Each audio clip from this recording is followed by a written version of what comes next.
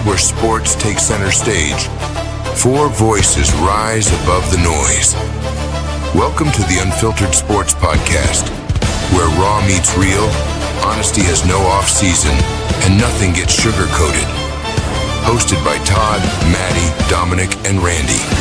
It's your weekly dose of unapologetic truth, gut-busting comedy, and hard-hitting analysis. From recaps to pick'ems, no filters, no excuses, just sports the way it was meant to be. This is the Unfiltered Sports Podcast.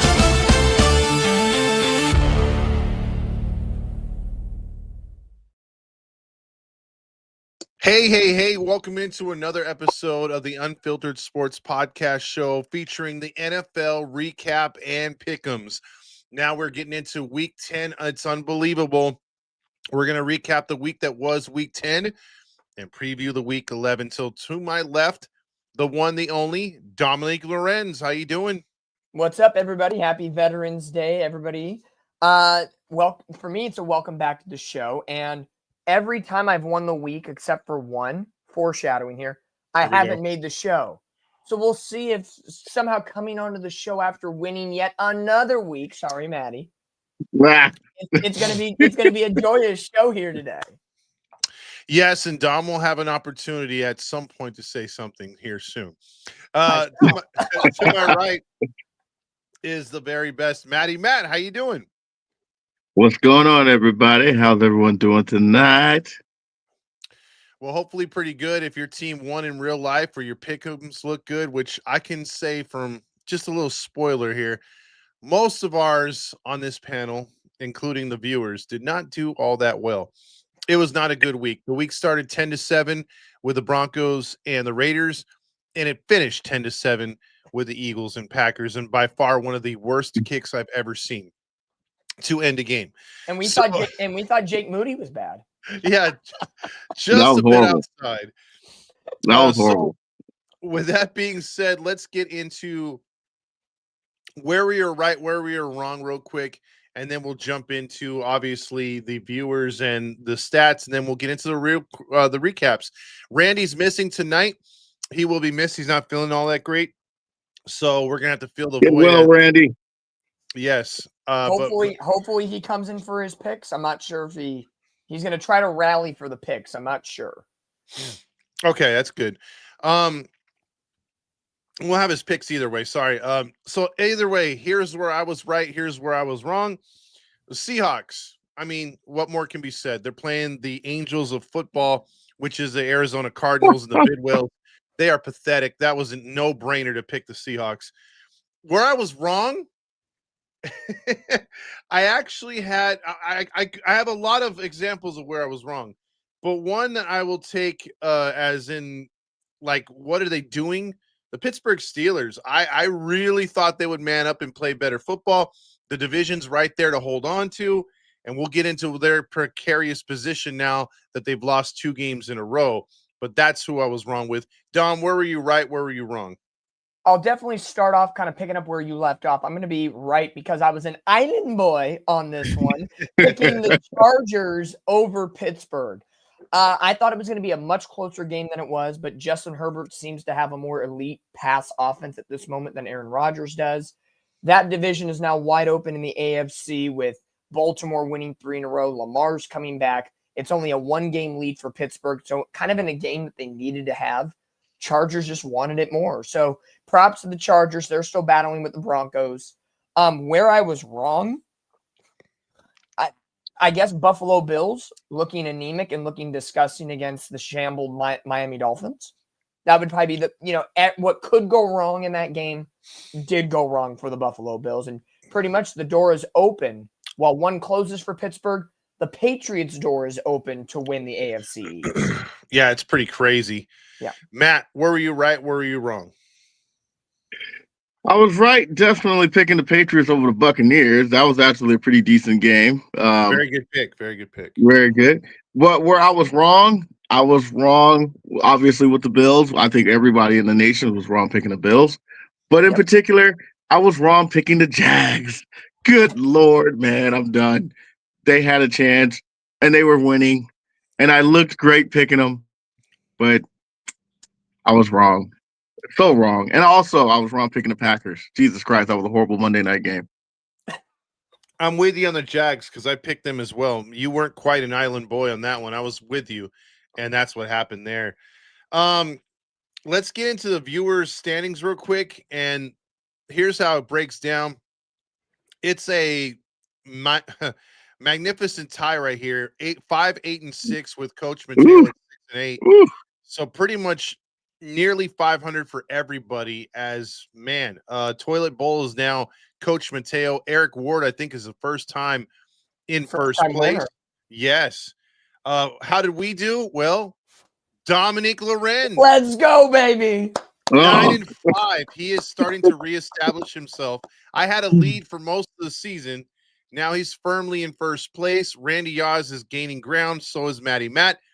And yours truly only was in the toilet once last year. This year, back-to-back weeks, I'm in the butthole at 7 and 7. So where does that leave us off with current standings?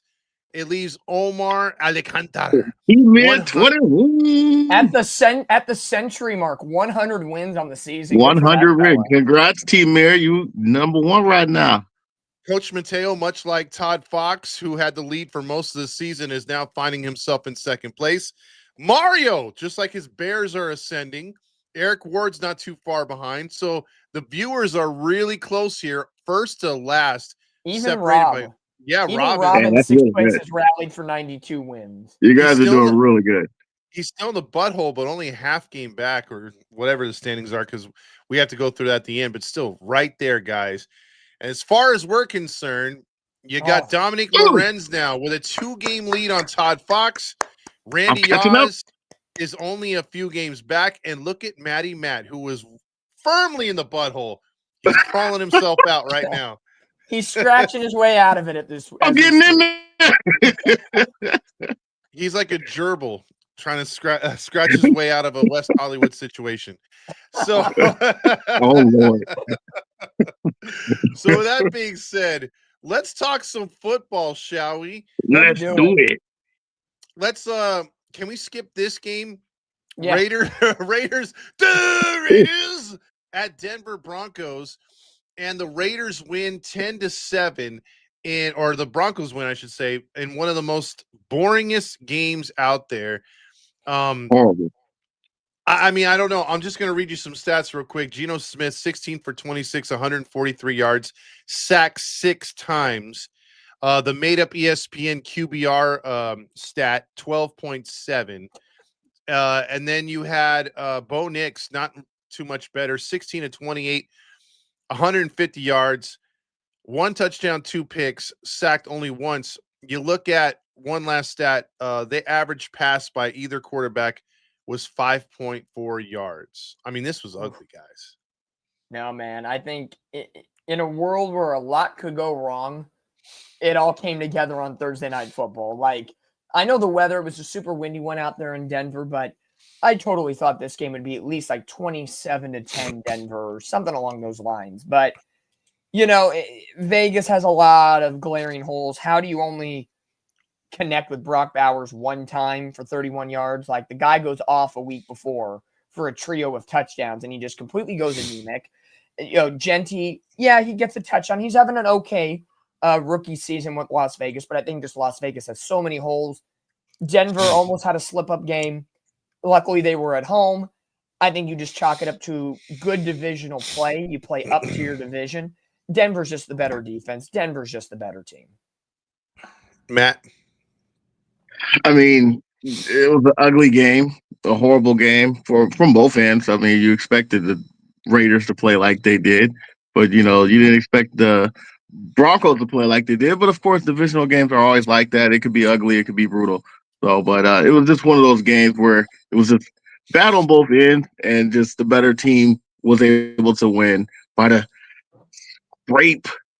scraping chin. You know, they pulled it off. So good for them. So, but it was a horrible game. Yeah, I mean, so far not so good for Pete Carroll and the Raiders. They fall to 2-7. The Broncos improved to 8-2, 5-0 at home. But still not playing. I think we can all agree the Broncos aren't playing like super, super good, but good enough. Correct. Now it moves us to a game that was in Berlin. The Atlanta Falcons took on the Colts. And if you woke up to watch this game like I did, I was pleasantly surprised. This game was 31-25. The Colts do come back, but I will leave it up to you guys if you guys saw this game or not. I watched most. I did. I think I caught from the first quarter onward. I watched the highlights. Oh, okay. Because here's the thing I have to say about this game. As much as we've been giving Daniel Jones the credit and the Colts, the rushing game, their defense has been okay. In this game, I noticed one thing, and that is Daniel Jones cannot understand when another team threatens to blitz. Mm-hmm. There's certain situations where you got to call a hot read, a slide the protection, or you got to do something, anything, right? Look at Todd being a coach. He took some unnecessary sacks, and he fumbled the ball a couple times. I mean, if you watch the game, it's very close. It goes to overtime. But in my opinion, the Colts should have walked away with this game straight up. I mean, they blew like 4 drives in the Atlanta red zone. Well, and the last 2 weeks for Daniel Jones has not been the cleanest of football. Against Pittsburgh the week prior, had, 2 or 3 picks, a couple of fumbles. So something, those mid-season woes, but they were competitive against Pittsburgh, probably in a game that they want to have back, especially with Pittsburgh being mediocre at best. They almost won that game. And you walk off and win against Atlanta. So that when you take the win and try to clean up the messes. But to me, Daniel Jones is doing way better than advertised going into this season. I think if you want to talk about a comeback player of the year, that's kind of the guy you're looking towards. But to me, Jonathan Taylor is your MVP. I'm sorry. I know they love to give the MVP award to a quarterback. And if I had to give a quarterback an MVP award, my vote would go to either Drake May or Matthew Stafford, statistically speaking. But you throw those two out the door, give it to someone who's not a quarterback, and give it to freaking JT Jonathan Taylor. How many times does the guy have to run for over 200 yards, a trio of touchdowns? This guy, and especially this old line for Indianapolis, lock, solid, dominating. There's a case this team could be undefeated. If a guy doesn't drop the ball in the end zone against the Rams and they don't, fuck around and find out against Pittsburgh, you're looking at a team that's 10-0. Yeah. Very solid team right now. Matt? I actually woke up to see this game, and I'm with you, Todd. Daniel Jones did take a lot of unnecessary sacks on unnecessary hits. I mean, I think he was just ball watching Jonathan Taylor, man, because JT was just killing it, man. He was killing that 83-yard run, and to cap it off in overtime when all they need was a field goal to win. He just bursted in and hit that 8-yard run. That was just the icing on the cake of a great game. He had 244, I believe, rushing yards too. So that's amazing. I have him on my fantasy team, so I'm really excited. So, and like you said, Dom, Colts O-line has been underrated. They've been really good for over a decade. They've always had pretty good O-line. And it's showing, man, because that running game, and it's amazing. And I also agree with you too, Todd. They should have won by a lot, So kudos to Atlanta for keeping it competitive. I do think, I think in the grand scheme of things, as we talk more about these games this week, and now pretty much are we considered in the midway point of the season now? We're, double-digit week 10's done. I think there is a real chance after Buffalo losing this week, Kansas City hasn't been the same. Baltimore has to fight to get back to first place. The number one seed is clearly in Indy's hands. As long as they don't, pardon the, the joke, fumble the bag here. This is the Colts' number one seed, and all roads might lead to the Dome in Indy. That could be something. And it could be. You look at the numbers right here for Jonathan Taylor before we move on. He's got 189 carries up until this point, 1,139 yards rushing, 15 touchdowns total. Good Lord. 6 yards a carry. So to your guys' arguments, I would hand this man the MVP. If he keeps it up, man, he could hit 2,000 yards. He will be. I think he will. I think you're going to see 2 people finish the year with 2,000 yards. 1 in rushing, 1 in receiving. My boy Njigba and this guy Jonathan Taylor. We'll get to him. Yeah. So, all right. So that'll move us on to a game that Mario somewhere. I don't know if he's on the chat right now, but Mario is super happy because who thought the Bears would be 6-3? Yes, I did. heard me right. No, yeah, right. Come on, man. You didn't. I got him. It's second in the standings in the beginning. But at 6-3, I didn't think there would be 6-3, but I did. Continue. Okay, you get half a point on that one. he gets that. Was it the Canadian Football League? You missed the field goal, but still. Hey, there you go. There you go. But the Bears come back against the Giants, and 2 things on this one, guys. Now, we know the schedule was soft for the Bears, but you still got to beat who's in front of you. They've played themselves now into a position for first place of all things in that tough Central. And then 2, the Giants. Thoughts on Dabo being let go and Jackson Dart being put in harm's way. Yeah. And the funny thing about Russell Wilson, everything he touches now goes to shit. They had a lead in that game. All he had to do was just protect the ball, get a couple first downs. Can't do it, baby. Hey, it's all Pete Carroll's fault. It's Pete Carroll's fault for not running the ball. I tell you, it's Pete Carroll's fault. But no, I think this is the difficult thing about the Giants is that at times this year and a little bit of last year, you had either a quarter or a game where there was hope. And you could see the intangibles being made here, especially this year. Just on paper. Jackson Dart, he's played very well this year, in his rookie year. Cam Scatterbo was very good. And Malik Neighbors is a top receiver. All 3 are now down. 2 of the 3, because pending on Jackson Dart's injury, concussion, he probably should be back. The other 2 are out for the year. So this year is now officially a wash for the New York Giants. Their defense hasn't been god-awful like other teams' defenses. To me, I would have rather kept Dable the rest of the season and evaluated the situation. Here's why I say this. I feel the Giants have clearly been better with Jackson Dart at quarterback, and I think Dable and Dart had something there. Evaluate it at the end of the season and see where it is. Because if the Dolphins, who are for sure getting rid of Mike McDaniels in the offseason, why are they keeping him? But the Giants couldn't hold on to Dable. Because, again, both teams, for example, using the Dolphins because it's a very, fair assessment, both teams are going absolutely nowhere. They're not making the playoffs. Why not just run its course at this point instead of now throwing a rookie quarterback if he comes back this week or next week or whatever, through a new system, a new head coach, going through all of that turmoil? Why not just even keel it? Just get by to get by. Evaluate in the offseason, give Dart a fresh offseason with blank head coach that comes in next year. That's my own thing. Because when you're a loser team, what is changing the coach going to do if you're 2-8? What, changing the coach and they're miraculously going to win their final 7 games and be 9-8? Like, no.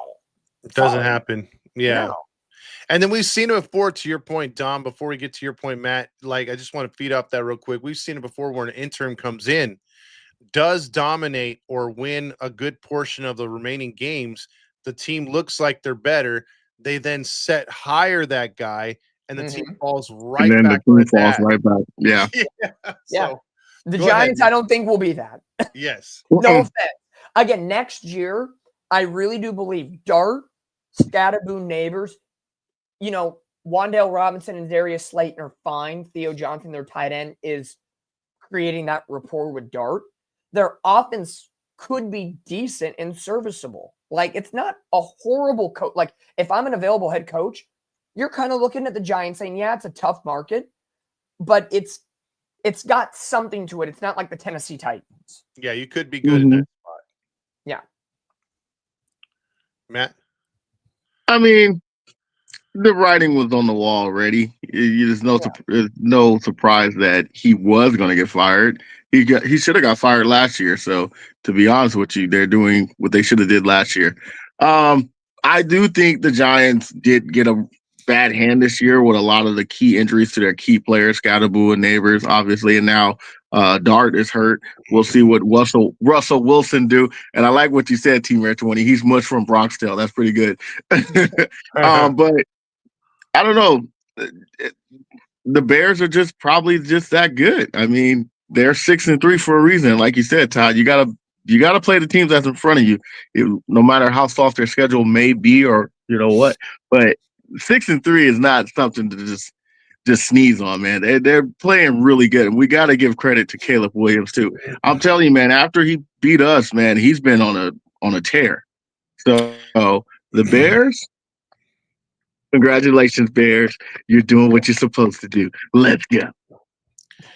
Yeah, they're playing much better. I'll give them that. If they can get a run game for Caleb, that might help them out. But defensively, they are the Bears. They'll stay the Bears.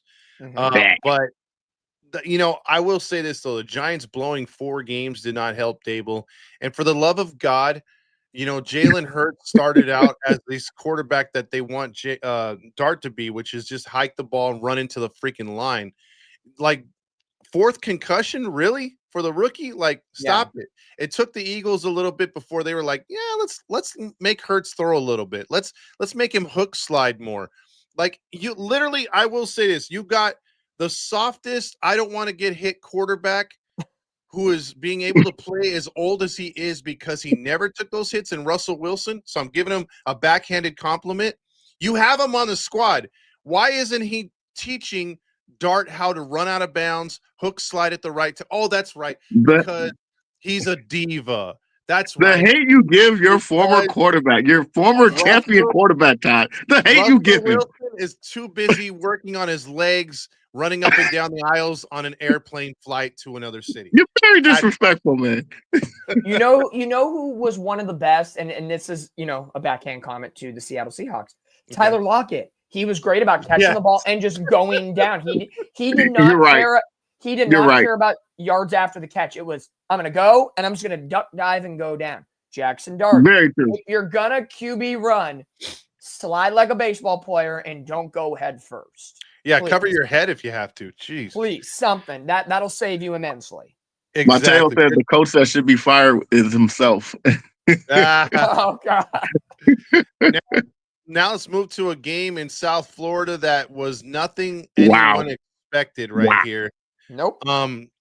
I literally watched maybe 10% of this game. I was mostly watching other football games, but I kept my eye on the score, and I'm like, okay, it's 13-0 Dolphins, like divisional game, like Matt always likes to say. You never know what happens, and he's usually right with it when it comes to that. And so I'm like, okay, at some point, the Bills are going to make a comeback. And no, the Dolphins guys ran all over the Bills. And it feels like the Bills do this once every year. Everyone loses confidence for them to go on a run. Yep. But is this really concerning this season? Like, do they really have a problem? Because remember, this team was supposed to be active in the trade deadline and did jack shit like most of the league. Yeah, everybody hyped up this trade deadline as, oh my God, this is going to be the most phone calls, the most this, and it didn't happen. First experience 49ers who need people and never got anybody. Mm-hmm. To me, Buffalo is a case scenario. We joke, or you guys were on the show last week with Randy, and I would agree with you. Everybody agreed. Bills by murder. Well, guess what? Bills by self-inflicted murder. They self-inflicted. I'm not going to use the other S word, but self-inflicted murder. We don't promote that on the show, but still, no. Bills got murdered, as Teamer 20 just said, and you can call it the old classic trap game, divisional game. Mm-hmm. Did Buffalo worry about it a little bit coming off of the high of the Kansas City win the week before? Maybe. I think Josh Allen's great. James Cook is great. Kincaid went out, who was finally starting to build that rapport a little bit better this year with Josh Allen. They just don't have enough weapons. Ian Coleman, who is talented in college, does nothing right now in the NFL. Joshua Palmer, not doing anything right now. It's literally a 3-horse race with Allen, Cook, Shakir, or if Shakir has an off game, Dalton Kincaid. You can't win a championship, supporting the same 3 elements. No offense, we love Josh Allen. Tom Brady did it for so many years. Not saying Josh Allen's not going to be the future Tom Brady and the GOAT in this game, but Buffalo's got to help him out a little bit. Come on, help out your star MVP quarterback. Matt? And not only that, who's their defense? Who is their guy? I can't name you one defensive player on the Buffalo Bills, to be honest with you. So Bosa. defensively, Just Bosa. Yeah, Bosa. They got Bosa? Yeah, Joey Bosa. Joey Bosa. They got Joey. Okay, all right. I didn't know they had him. So, but defensively, they're not helping Josh Allen too. And I'm piggyback on you too, Dom. They don't have much help. Josh Allen only got Shakira really, and Dalton Kincaid. If you want to say that, he hasn't been playing the greatest, but he need more weapons. And you would have thought they would have gotten somebody in the trade deadline. Even if it was, I don't know, a serviceable receiver, that would have helped them. But this was definitely, it felt like a trap game to me because Miami played their Super Bowl in this one. They played lights out, and I thought the Bills were going to make a late fourth quarter comeback. Once Davon Achane made that run, it was over. Oh, yeah, it was over. And it's a shame for the Bills. I mean, they're a good team. They got to get to that, upper echelon, try to get that first seed, stop playing wild card games as good as they are. And nope, they refuse to do that. They shoot themselves in the foot and lose 30-13. Good grief. Yeah.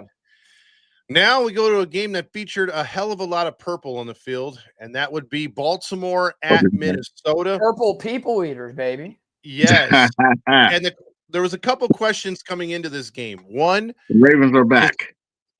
Are the Ravens back? That was a question. Matt, I think, answered it already. He false started. And then two, was McCarthy gonna repeat his last week's performance? Because last week, I think we all agreed on the panel, he just looked comfortable in the pocket. He looked like a good quarterback. You're like, damn, dude, if they had this dude all year. And I think we were all torn about it. I think we went 2-2 in the picks on this between the four of us about which team it would be, which purple team would be. Like, two of us thought McCarthy would be good. Two of us thought he'd be bad.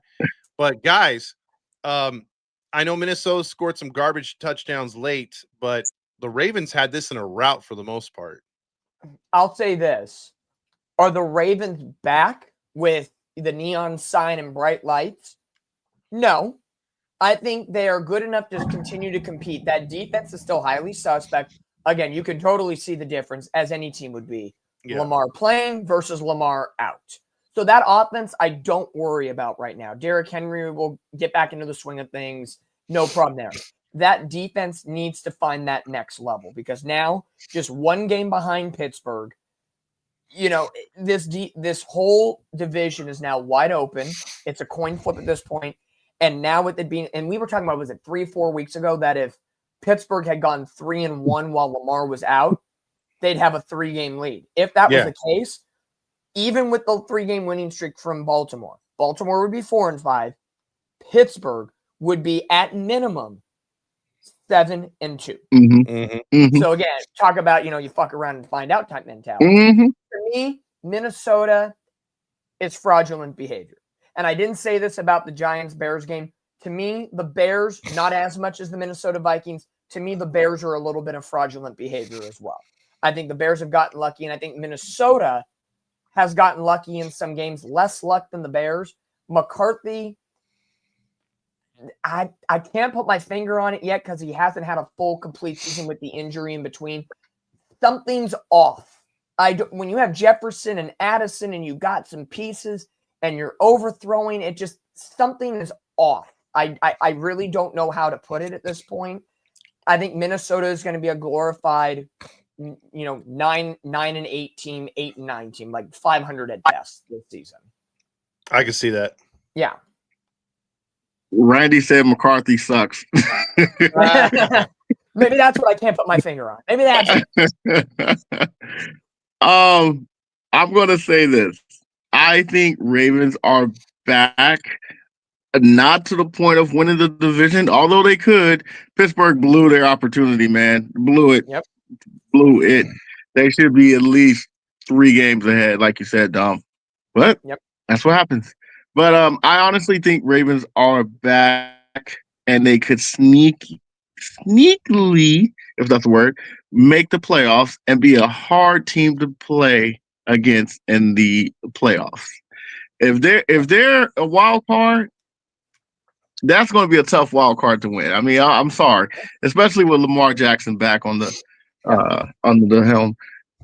He's just a different player, and they play differently offensively when he's there. Look, Derrick Henry plays better. Mark Andrews play a lot better, and he's also a quarterback that doesn't have much weapons as well. So I think the Ravens are definitely going to start winning some more games, and I also think, dare I say, they might beat the division. If I have to choose between Lamar Jackson and Aaron Rodgers right now, give me Lamar Jackson. Well, we're gonna know in the next 5 weeks because the Ravens' next 5 games at the Browns this week, a divisional game, at home against Randy's Jets, and then 3 straight could be high potential offensive games: home against Cincy, home against Pittsburgh, at Cincinnati. So by the end of the night on December the 14th, this division, in my opinion, should be Baltimore's. I'd say you lose one of the Bengal games because the Bengals offense can be very good. You go 4-1 and put yourself at 8-6. That puts you on a much better trajectory after all the naysayers. Even I said it, not because I believed it. Is Harbaugh done in Baltimore with all the issues in the first 6 weeks? I don't think I never thought he was, but GMs do strange things on mini losing streaks. Yeah, because they rather fire the guy than get fired themselves. Mm-hmm. But I will say this to your point, Dom, I do agree. But I think if they were to sweep those 5 games, the division's theirs. If they lose that game to Pittsburgh before the second Cincinnati game, I think it comes down to the last game of the season at Pittsburgh because their final 3 are New England at home, at Green Bay, at Pittsburgh. So, yeah. And I was going to chime in. Yeah, you go first. I was going to chime in. They could end up losing both those games to Cincy because I don't know if you saw the report this morning, but Burrow's projected to come back by Thanksgiving. Yeah. So if he's back, that could be a whole different Cincinnati Bengals team he's playing, and they might even try to fight to win a wild card because Joe Flacco's been doing okay. And and honestly, to Matty's point, here's Pittsburgh's next 5 games.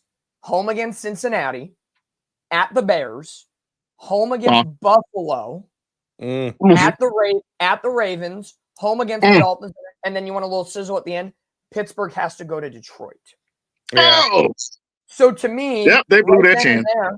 Baltimore has the better schedule between the two of them. Then you double down, and if Joe Burrow does get back, even though his teamer says he's a little rushed, if the Bengals sneak a win against Pittsburgh this week, that's positive. They got to play New England at home. New England's a great team. At the Ravens, home or at the Bills, and then the Ravens come into town. So, I really do believe Baltimore has the better favored schedule to get them through to the next segment of time and put them in the driver's seat. I think so. I think you fed off of the Matt's comments so much he couldn't handle it. He couldn't handle it. Now it's personal foul. He left unsportsmanlike conduct. So 2 15-yard penalty, so far. Was that his second one? Is that why he got ejected? Well, he got the 5-yard false start. Now he got the unsportsmanlike, leaving us hanging. Yeah. he's up to 20 penalty yards tonight. I got the second penalty. Make it 25. Delay of game. My bad, guys. Okay. Well, just in time, you came back for Randy's favorite team. Boy, this is a slobber knocker, as good old JR would say. Browns versus Jets. And one thing this game did do for me is the same thing Taco Bell does for me, and that's give me the runs. This game, you want to run away from the Jets and the Browns. You had some kick returns. You had some bad quarterback play, 2 more interceptions for Gabriel. No, 2 touchdowns, 17 for 32 and 167 yards. To me, that just screams you're not allowing your quarterback to throw the ball. You don't trust him. If he's got that many attempts and he's under 200 yards, it's not going to be a good day. Jets didn't do too much themselves. Breece Hall did have a big run. In the end, the Jets hold on for a 7-point victory. I didn't think there was going to be this many points scored in this game. No, I thought maybe 7. Like, I think what was Randy's prediction last week? He said Browns 22-7. So, one team he was Dang. close on. I will say this: ugly game. Jets, again, allergic to the first pick overall. And honestly, looking at this upcoming draft class, there really isn't a clear number 1 overall pick. So it might actually be better to be a little allergic. But even though Randy's not here tonight, I'll give an ode to Randy. Jets, Jets, getting their second win of the year. Hey, to go to your point, Dom, the Saints and the Browns are like, no, you take it. You take it. You take it. I don't want it. How about we just skip to the second round? That's it, guys. We're going to keep winning. But you think, they really weren't playing like that. You would think with a crappy first round pick this upcoming NFL draft, more teams at the deadline would have been willing to give up first round picks. Right? You would think, but not so much. Matt, what do you think about this barn burner of a game? I mean, it entertaining for sure, but I'm with you. It was one of those games where it's like, hey, you take it. Hey, you take it. Never. When have you seen a kickoff return and a punt return back to back to start off your offensive possession? Never. Yeah. So it just was one of those weird, funky games where it was just like, you just don't want the number 1 pick. That's all it was. So clearly, give credit to the Jets though. It was a good game. Both teams now 2-7. Now we move on to a game that lived up to the hype, and that was the New England Patriots traveled into Tampa Bay. There was lightning and thunder here and there, humid weather, but in the end, man, again, we've been talking about the improvements Vrabel and that defense has made in New England. They look like the Bill Belichick New England Patriots. Yep. Drake May's no Tom Brady, but he's good enough. And it seems like the no-namers just keep rolling. Yep. And Tampa Bay, yes, they've been banged up. He's missing some guys, but you still got Baker Mayfield. But when the time was right, the Patriots made the plays and the Buccaneers didn't. And that ended the streak. I thought the Buccaneers were going to be 7-2, but they fall back. You got the Pats at 8-2, 5-0 on the road, guys. No, I think the New England Patriots, Mike Vrabel, easily coach of the year. I think in the NFL, there's no doubt about it. And New 100%. England has really, with Drake May, has set themselves up what could be a potentially really good season, making the postseason, maybe surprising some people, but also setting themselves up. I think their rebuild or whatever you want to call it is ahead of schedule. Way ahead. And puts them. We could see an old Peyton Manning versus Tom Brady reunion of Colts and Pats in the playoffs. Like, that's hilarious to me. Free agency. This might be an attractive spot for some people offensively and defensively that are free agents this upcoming season wanting to go to New England. I think it's great. I think Drake May is the best quarterback right now in the AFC.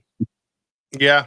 I think he's the best. And no disrespect to Josh Allen, Lamar Jackson, and Kermit the Frog. But, I think it is what it is at this point. And New England's a really good team. Tampa Bay, you guys had my picks last week, so I couldn't explain. My thought process was the game was going to go exactly as it did. Baker was going to get that walk-off near the end. It was, 21-16 or 21-18? And they got down inside the 24th and 3. They couldn't convert, and then New England went back and scored. I thought Tampa would score, and that would be the difference. So, close game, both teams, and with all of the crap Tampa's gone through with Mike Evans out, Bucky Irving, Chris Godwin, Baker, sorry, man, this cat's the real deal. Jesus criminy. Good for Baker Mayfield to still be competitive. Absolutely. Matt? I will say this. I'm with you, T-Mare. The Buccaneers keep shooting themselves in the foot. They got to start getting a lead in the beginning and stop trying to come back from behind and making these miracle comebacks. Even though they're capable of doing it, we've seen that, and Baker is definitely the comeback quarterback king this season. It's just not healthy, and it's not always a great idea. Shout out to the Patriots. I got to give Randy credit. He was the only one that saw the Patriots being this competitive this year. And my God, they are 8-2. I'm with you, man. Coach of the year for sure. So give the Patriots credit. Give Drake May credit. He's definitely balling, man. He's balling with limited receivers as well. Hey, and he doesn't even have a running game. So Yeah, right now, no running back. it's really just him. So give him credit, man. The Patriots are the real deal. I could definitely see the Colts and Patriots in the AFC Championship. Yeah, it could be. Yep. So that'll move us on to a team and another team. Look, the Saints don't want that first round pick. The Panthers don't want to be a consistent good team. Man. Now, how do you beat the Packers 1 week and come back and fall flat on your ass against the Saints? They've done it earlier in the year too, where they beat a team, I think it was like 30-0, the Falcons, and then got whooped the next week.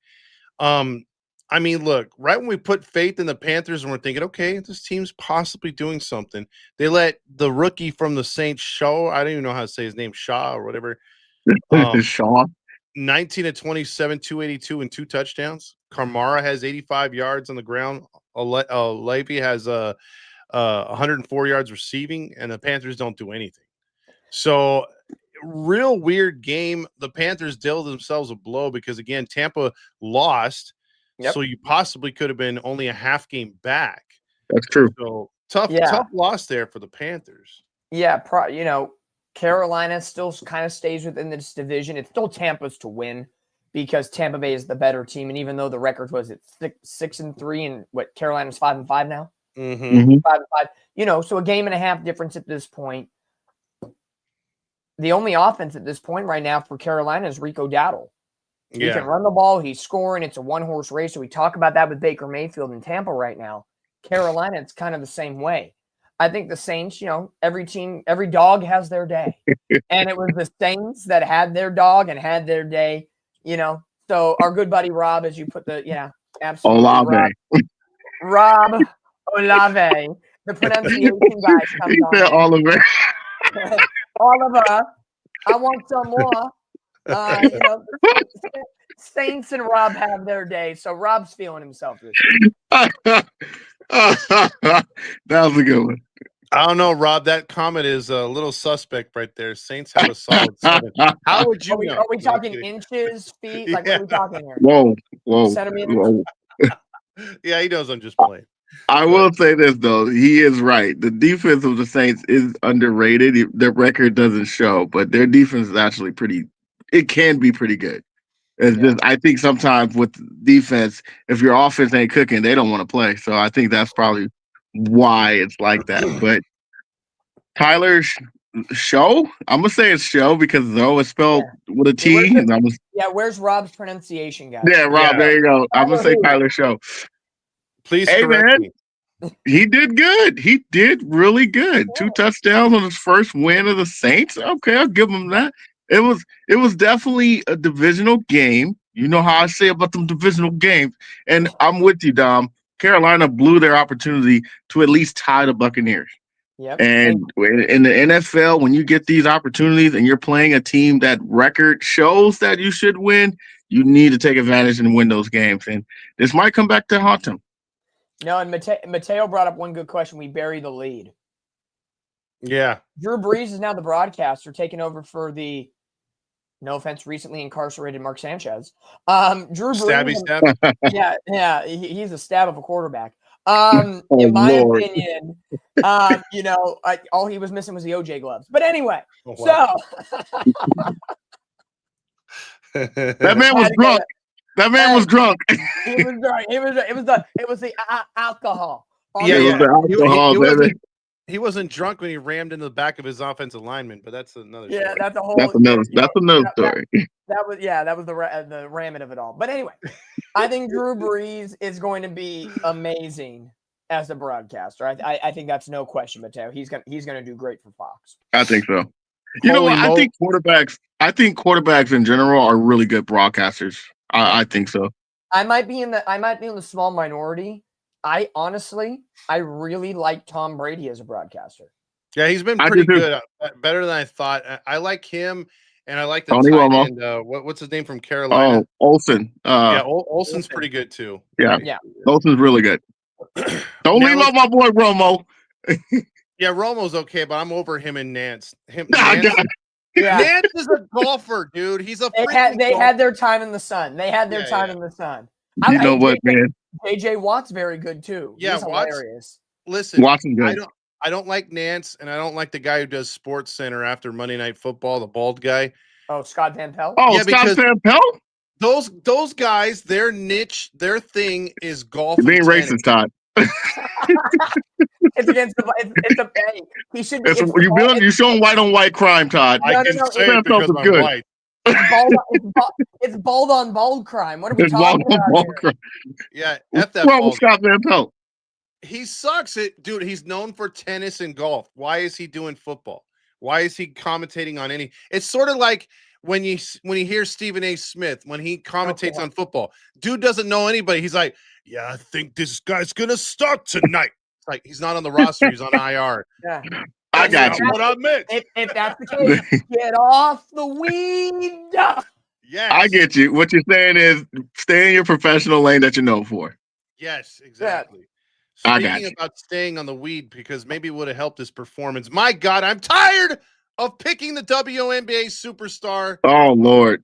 I'm over this team. Mid-grade barbecue sauce.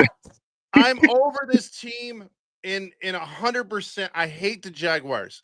I'll say it. I hate them because every time you think they take the next step, they let the all-pro, household name. I think everyone's got a jersey of this guy, David Mills. If one of us just had a jersey, just like, there you go. He leads your Texans because you know how much this state and everyone in the nation is rooting for the Texans on 26 points and a comeback in the fourth quarter. Now, granted, there was 7 points of that 26 were scored by the defense at the end, but nonetheless, they beat the Jaguars 36-29 in a game. Again, the Jaguars could be 6-4 right now. Now they're 5-4, middle of the pack, and the Texans behind Davis Mills have got themselves right back in it. Excuse me, guys. I found my jersey. I found it. It's on Black Friday pre-order. Davis Mills. It's on Temu. Man, to me, again, talk about fraudulence. Jacksonville's defense, the first 4.5 weeks of this season was legitimate. Now they're very pedestrian. I'm pissed off at the Texans because Las Vegas has a freaking hard-on for them. Always put them as the favorites. They know something that we don't know. There's a stench, and it is reeking with these two organizations. So, honestly, I don't care about this game because both of these teams beat my 49ers, so fuck them both. Here's what I don't understand. Vegas, you knew CJ Stroud had that concussion. You knew he wasn't going to play. Davis Mills, I don't think anyone knew who Davis Mills was prior to this game. And Vegas still picked Houston as a 1.5 favorite. Get out of here. I'm with you, Dom. They knew something. And I don't know what this recent love for Houston lately. They've been favored in the last 2, maybe 3 games. 2 for sure. They've been favored. And why? I don't get it. And the Jaguars, man, you blew it, man. You had this game. This game was yours for the win. Me and Todd was confident we won this pick. And all of a sudden, in the fourth quarter, what happens? They just blew it. But man, as you know, what is Vegas smoking? Oh, they smoking that loud pack, baby. Yeah, right they are. It's like, they're smoking that loud, man. Because I'm telling you, man, how did they know? How did they know? That doesn't make sense. It doesn't at all, dude. So we move on from that debacle to a game. My Seahawks, they beat the Recards of Arizona. And this game was 28-0 at the end of 1. The first time I've ever seen this in football, and it happens to be my team. Knight, number 48, Tyrese Knight, hits the quarterback, makes him fumble. DeMarcus Lawrence, former Cowboy, picks it up, runs in the end zone, touchdown. They, almost a carbon copy, not even like a few minutes later, Knight gets in there, hits the quarterback, fumble, same kind of pickup and scoop and score. Only 12 passes by Darno. The defense looks solid again. Darno. And Jigba pretty much sits out the second half. He has 82 yards. Easily. I'm glad. This was a walk in the park. I mean, the recards suck. I mean, Brissett, Kyler Murray, and it's only fitting. I think Kyler Murray got a advanced copy of Call of Duty 7, and that's why he's been out the last 2 weeks and now That's very officially hard. on IR. Yeah, They're done with this guy. I do not see that little midget wearing a Cardinal jersey. Maybe the Cardinals trade up and get that first pick to get a quarterback. maybe. So Maybe. but there's not for look, I'm a Seahawks fan, die hard. You know me through and through. I could talk all day about this team. There's nothing for me to talk about, bro. I'm ready for the Rams. Fuck the Rams. Bring them on. Wait, you don't want to talk about? You don't want to glow? No. It's the Cardinals, bro. It's like they did prime example. What the Seahawks did to the Cardinals is what Buffalo should have done to Miami. Yep. Okay. Yep. You did what you were supposed to do. You did not have to ask of your quarterback of a lot, of Njigba of a lot. The only mark moving forward, because when we get to the Niner-Rams game, trust me, I did my homework on scenario-based situations for the second half of the year, so you're going to have to bear with me on that one. If the Seahawks want to win this division and go deep, they need to figure out their running game. Is it Walker? Is it Charbonnet? You can do that duel. You could, if you want to do the duel or you pick one over the other, have an established plan. I think that could be that missing piece of the puzzle for the Seahawks.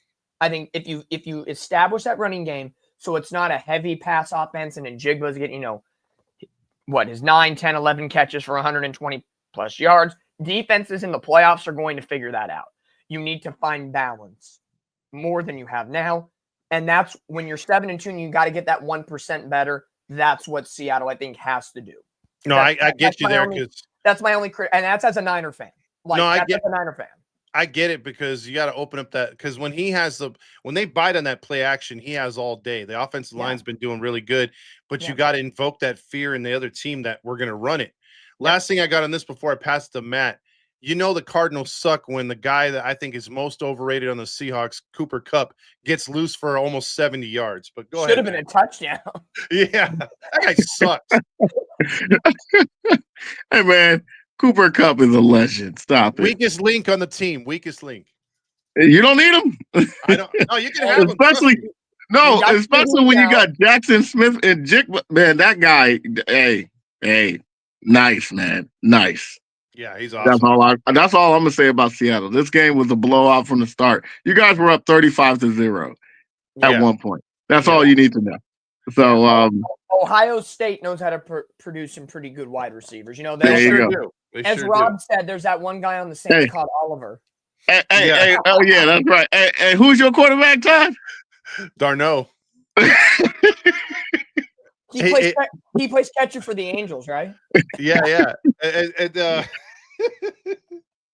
the Saints got that wide receiver, Olivia. Moving on to the next game right here, the Rams of St. Louis and Chicago and Los Angeles and Anaheim take on the Santa Clara 49ers. And you know what? I'll just say this before I pass it over to Dom because he's got a lot to say, I bet. Steve Elise was yelling at the TV, and I quote, "Can we play some goddamn defense?" Fair assessment. Because I have a lot to say, Matty, you go first. I will defer to Matty for a moment. I will say this. I did not see this.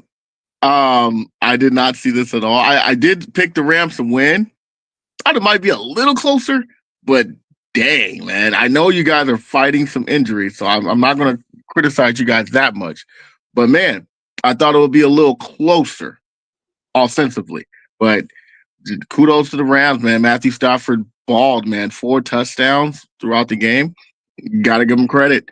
And I'll keep mine short and sweet because I want to hear what you got to say, Dom, because you picked the Rams, believe it or not. I did. So, quick interpretation of the game. I picked the Rams because of what happened on Thursday Night Football about a month ago. Rams wanted the revenge. They had them all, firing on all cylinders. Healthy, one of the healthiest team, if not the healthiest team in the NFL right now. And Matthew Stafford is balling out right now, statistically speaking, and he has all of his weapons. So I said, okay, I'm going to go for them. Last time I picked against the Niners, they won. Let's see if we get a little juju luck and it works out. It went exactly as I thought. For the 49ers, offensively speaking, not an awful game by Mac Jones. He was pretty efficient. McCaffrey wasn't too bad. Kittle defying gravity and getting to the pylon for the touchdown was superb. Even though it was 21-7.5, it could have been 21-13, if not closer. The Niners fumbling inside the 30-yard line in the first quarter, and then turnover on downs in the second quarter, and then unable to get down the field. They got to the Rams 45, and then a couple penalties took them out of field goal range right before half. So right there's 3 possessions. Let's say you get at least 9 points on field goals, 21-16.5, different ball game. Niners come out of the second half, score a touchdown. Niners could have had the lead in the third quarter, but the Rams responded that nice, 6.5, 7-minute drive, took the 28-14 lead, and the Niners tried offensively. I really don't have any issues with the offense in this game. Defense just couldn't stop a nosebleed. It was the Houston Texans game from 2 weeks ago all over again. They tried in the first half. They got a couple of stops. The Rams they were the more powerful team. The one thing I will say about the Rams, except for our buddy Eric Ward, who we talked throughout the game, and he's a good buddy of mine, the Rams fans and the team can go fuck themselves, because for anybody that says they took over our stadium in Santa Clara are dumb shit. Like, there was no blue. We take over 95% of SoFi Stadium and call it Levi South. Don't be talking about this is our house. We own the Bay Area. Like, we own the rivalry. We have more championships. Sit your ass down. Anyway, speaking of which, I sat down after the game. It late Sunday night, early Monday morning, and I came up with what I call the master plan. Okay? What is the master plan, you ask? Talk to him, Dom. This is how this must go. It would benefit the Niners, so of course I'm going to love it. 2, it would be entertaining for football. And 3, it would be definitely freaking entertaining for the playoffs. Okay, here we go. Final rest of the regular season. The Niners must go 6-1. They have Arizona, Carolina, Cleveland, Tennessee, Chicago as wins. They will lose to Indianapolis. Okay, I'm stopping before the last game of the regular season for a reason. Seattle and the Rams must finish the regular season going 5-3. Again, call me delusional, call me a bootlicking house man, whatever you want to call it. This is the master plan. I have the NFL script. Seattle needs to lose to the Rams this week, beat Tennessee, Minnesota, Atlanta, lose to Indy, but beat the Rams in week 16, beat Carolina. I'll get to the last week against the Niners in a moment. The Rams must beat Seattle this week, lose to Tampa, beat Carolina and Arizona, lose to Detroit, lose to Seattle and Seattle, beat Atlanta and Arizona. I feel those pick'ems are pretty close. You can have a discussion. Final week of the season, Rams beat Arizona. They finished 12-5. The NFC West, based on tiebreakers, would come down to the Seahawks at Santa Clara, final week of the season. That's good for TV right there. And it's good for the rivalry, right? I think Todd would agree with that. Oh, yeah. Niners, do I want to see that? No.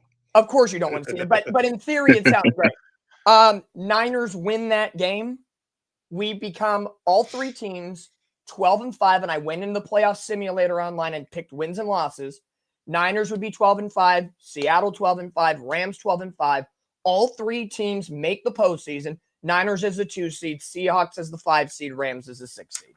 There's the master plan. There's the script. You did your homework there, Dom. That would make me throw up if we're the 6th seed at 12-5.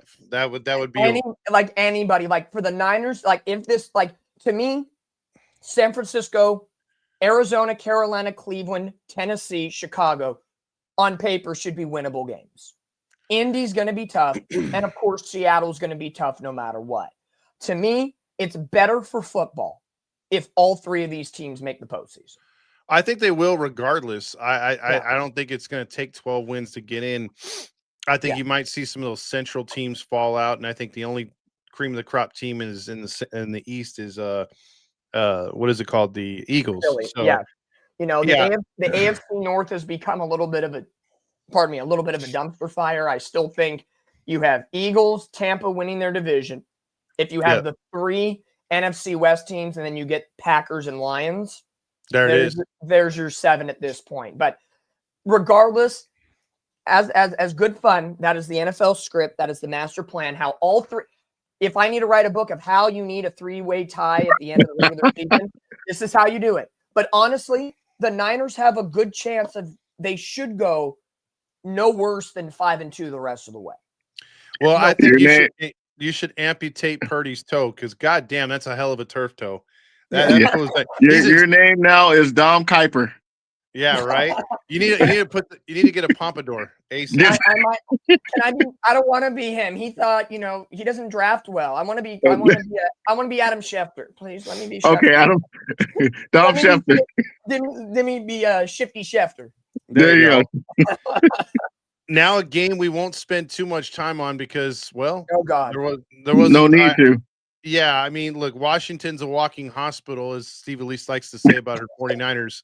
And the Detroit Lions, I mean, you take a little bit of play calling away from the offensive coordinator, and all of a sudden the Lions are raging and once again, and they made mincemeat out of the Washington Woke 44-22, similar score to the Seahawks and Cardinals.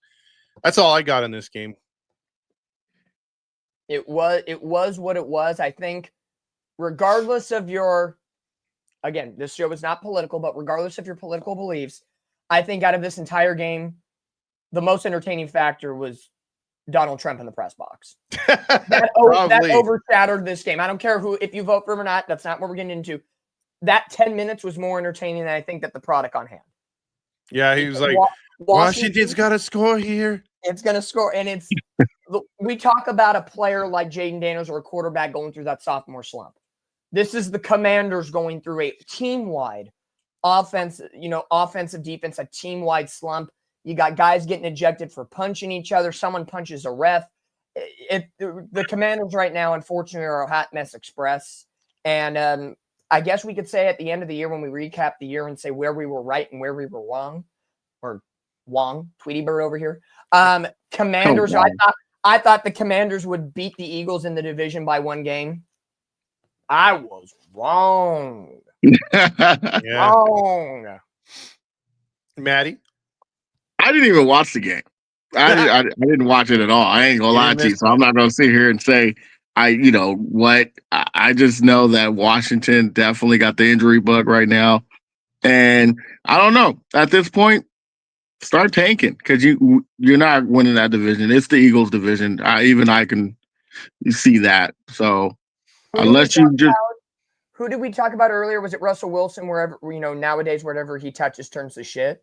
Yeah. Same thing for Deebo Samuel. You wanted to get your ass traded.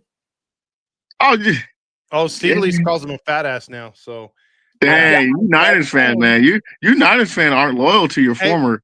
Not the way last season went. There's a lot. I still got love for him, but I'm just saying, last year wasn't great for him. He wanted to go out and smell greener pastures and play in greener pastures, and what's the old saying? The grass sometimes is not always greener. Yeah, he took some shots. Steve Elise was pissed that he said he wanted to play for a real quarterback. So you're taking shots at Purdy, and you go to Daniels, and then Daniels, did play good last year, but he's hurt. So there you go.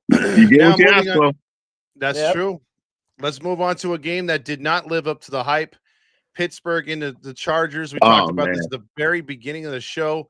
Chargers made mincemeat out of Steelers. And what's funny about it is the 10 fans that were in attendance that were Charger fans were able to wave goodbye to about the 70,000 Steeler fans that were there. That looked like a Niner game, but with the Steelers at home, because good grief, a lot of terrible towels, but Pittsburgh gets embarrassed. Yeah, no, there's not much to this game. The Chargers are just the more dominant team. And, again, there's about 5 or 6 teams in the NFL still week to week, Jekyll and Hyde. And Pittsburgh, I think, is that number 1 team out of those main 5 that are the true Jekyll and Hyde team. Defense can look great. Defense looks crappy. Aaron Rodgers looks good. Aaron Rodgers looks crappy. It's a little bit of everything at this point. Chargers were just the more complete team on Sunday Night Football.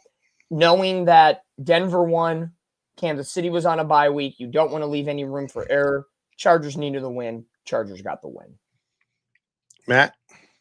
Yeah, very simple. I mean, Pittsburgh didn't show up to play, and there I might say is Aaron Rodgers showing his age. I don't know.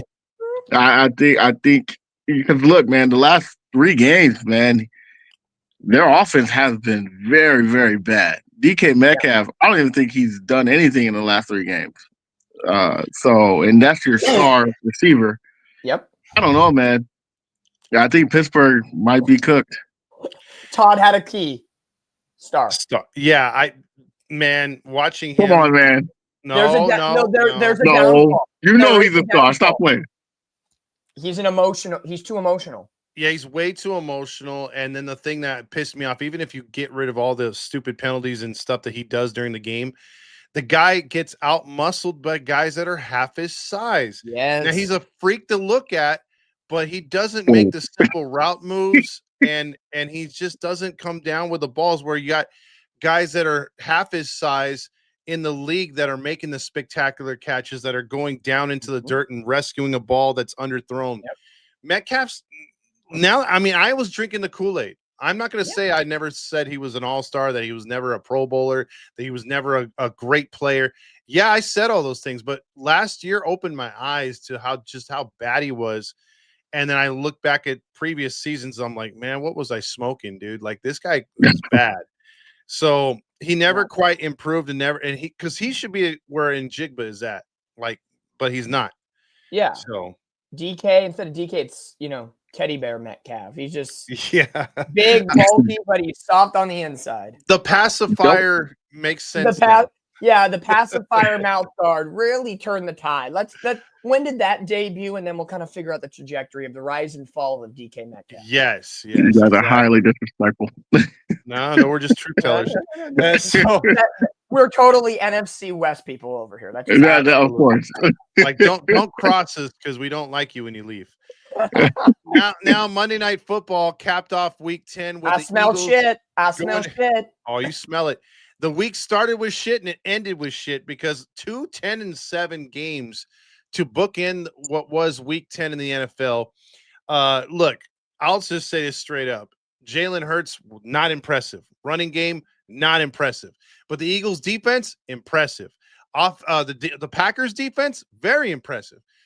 Very disappointed in my mind with Jordan Love. Held the ball too long, didn't get rid of it, made terrible decisions, and dude, he underthrew a gang of receivers in this game. So this game could have easily went Green Bay's way, but my God, dude, is it start? Are you having buyer's remorse right now? If you're Green Bay, giving him that fat contract and he's not exactly ascending. I don't want to say buyer's remorse. Well, yeah, you could say buyer's remorse, because I would have never given him that massive of a contract. I've always felt Jordan Love has been, on a scale of 1 to 10, mediocre. 5 is mediocre. I'd say Jordan Love's a 6.5. Like, there's nothing truly special about his game. Yeah, he doesn't really have that big name wide receiver, but it shows. Tight end Tucker Kraft out for the year. When that security blanket has been ripped away, how much he plays scared in that pocket. Josh Jacobs runs that team right now. He is running very well post Raiders career. To me, I'm starting to put the Packers into that 5 or 16 category of Jekyll and Hyde fraudulent behavior. I really, and maybe not so much the Eagles. I think, you won the Super Bowl. Everybody always has that Super Bowl high and the hangover and a lot of different things that can happen. Yeah. Are they 7-2? Are they the current number 1 seed in the NFL? Absolutely. Are they the most polished team in the NFL? No. You got your issues with A.J. Brown. Saquon has not been as dominant as he's been. Jalen Hurts has been good, not great. Devontae Smith has started to ascend a little bit over the last couple of weeks, but it's not, Jackson Smith and Jigba level right now. So, the Eagles are an interesting team to dissect. They're still going to be a threat. That defense was good, but the Packers, I think, are still fraudulent. And, I think it's still Detroit's division to win. But if you fuck around and find out, and the Bears get a little lucky, Packers and Bears play each other twice, I think, in the next 3 or 4 weeks. Don't do too much of that fuck around and find out, or else the Bears might get sneaky. Yeah, the Packers are used to owning the Bears like Seattle's owned the Cardinals, But things can change real fast, right, Things Matt? can change. So, any thoughts on this one, Matt? The Eagles game? I will say this. I wouldn't say it was a great defensive game. Both defense did show up in moments, but I think both teams just really played poorly. A lot of drop balls, a lot of passes that were short, a lot of rush throws. If it wasn't for Josh Jacob Jingleheimer Schmidt, running that touchdown, Packers offensively looked bad, and Philly really only had that one pass to Devontae Smith. So I think it was a combination of just playing poorly on both teams. Now I'm not going to sit here and crush the Eagles because they're 7-2 for a reason. So kudos to them, even though I don't like them. T-Mir. You should have trusted your gut last week and picked the Eagles. I picked the Packers, man. I should have picked the Eagles. But I just think it was a combination of playing poorly, a lot of good defensive plays in certain moments, but I think that both teams played pretty poorly. Yeah, it was a forgettable game for both teams. But either way, Eagles get out of it, and that will push us on to week 11. But before we do, we're going to give you a quick synopsis on where we look at on the week, and that is Eric Ward for the viewers won the week, so he stays. Well, he doesn't stay. The overall standings get him a little closer to first, as Omar stays on top while Rob is in the butthole. That moves us over to us, which we had a good week. Not really. Dominick goes 9-5. Back to back, baby. Back to back, Dub City. Yes, sir. He's won 2 in a row and has a 2-game lead on yours truly right here with Matty Matt, not firmly in the butthole anymore, but just trying to. I had a negative record at one point. That butthole's loosening a little bit. Put that Vaseline. So, with that being said, fellas, let's get to some picks. I don't have the timer up here, so maybe we could take as long as we want or short as we want. Yeah. I do have Randy's picks to announce as well. So okay, good. I was just going to ask you about that. He might sneak in here. You never know, but just in case, I think do we have the all clear on our celebratory island boys? I'm looking at that right now. Because I see him up here. So if I need to be temporary interim producer to the Stars, I can make it happen. Yes, please do so, because for some reason it's not working on my end. Not a problem. As Randy would do, let's do this week's picks.